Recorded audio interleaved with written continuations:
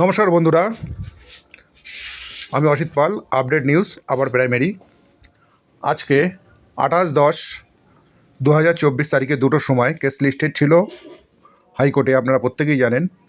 আজকে সেই রায়দানের পর্ব শেষ হলো এবং অবশেষে 14,052 জন নিয়োগের সবুজ সংকেত দিল মহামান্য আদালত। 4 সপ্তাহের মধ্যে নতুন করে কাউন্সেলিং করে তাদের নিয়োগ করতে হবে আদালতের নির্দেশে।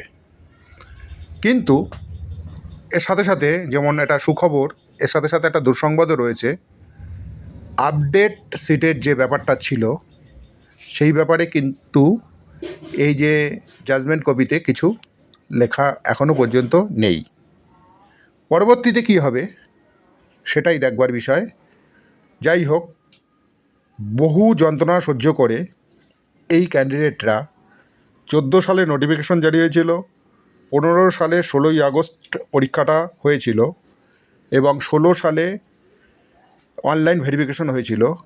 তারপরে 19 সালে তো দেখতে পাচ্ছেন ইন্টারভিউ হলো, তারপরে 2বার ইন্টারভিউ হলো, ক্যান্সেল, প্যানেল বাতিল হলো, কেসের পরে কেস, কেসের পরে কেস। অবশেষে একটা সুখবর আসলো। এখন খালি নিয়োগের অপেক্ষায়। আবার হয়তো নতুন করে কাউন্সেলিং হবে। চিন্তার কোনো কারণ নেই, যাদের হয়ে গেছিলো অনেকের হয়তো থাকতেও পারে বা নতুন করে আবার করতে পারে। আর যে ক্যান্ডিডেটগুলো ওএমআরে সাদা কালি দিয়েছিল সেটা আবার নতুন করে বিবেচনা করে এর সাথে অ্যাড করা হয়েছে। টোটাল 14,052 জন নিয়োগ পাচ্ছে। পুজোর আগেই হয়তো নিয়োগটা হয়ে যাবে। এখন দেখবার বিষয় কত তাড়াতাড়ি স্কুল সার্ভিস কমিশন এটাকে নিয়ে তাড়াতাড়ি কাজটাকে সম্পন্ন করতে পারে।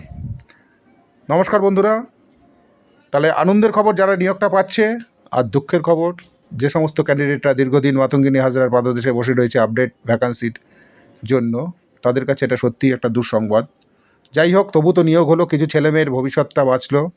যারা রোদ ঝলকে উপেক্ষা করে কেসের পরে কেস লড়েছে, কোর্টে গেছে, কালীঘাটে গেছে, ধর্মতলায় আন্দোলন করেছে, তাদের একটা সুরাহ হলো। এখন দেখবার বিষয় আপডেট সিট পরবর্তীতে কি হয় সেটা মঞ্চের থেকে জানানো হবে। নিয়োগটা অন্তত সুষ্ঠুভাবে হয়ে যাক, তাহলে কিছু ক্যান্ডিডেটের ভবিষ্যৎ ঠিক হবে। নমস্কার, প্রত্যেকে ভালো থাকবেন, সুস্থ থাকবেন। চ্যানেলটা ভালো লাগলে অবশ্যই প্রত্যেকে লাইক, কমেন্ট, শেয়ার করে পাশে থাকবেন।